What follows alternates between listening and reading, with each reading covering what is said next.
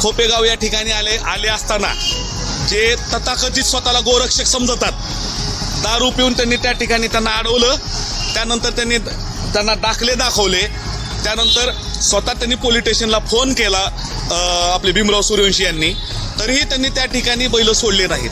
म्हणजे हे जे शेतकऱ्यावर त्या ठिकाणी अन्याय चालू आहे, मी या गोरक्षकच्या नावावर जे काळे धंदे करणाऱ्यांना सांगू इच्छितो, आपण इथून पुढे कुठलाही शेतकऱ्यांना त्या ठिकाणी त्रास त्या तुमचा होता कामा नये, अन्यथा आम्ही त्याच्या विरुद्ध त्या ठिकाणी आवाज उठवल्याशिवाय राहणार नाही. आता जर आपण पोलीस स्टेशनमध्ये प्रत्येक बघितलं की प्रकरण, आता मला सांगा, धड धाकट जनावर त्या ठिकाणी चलत येऊ शकतो का हो?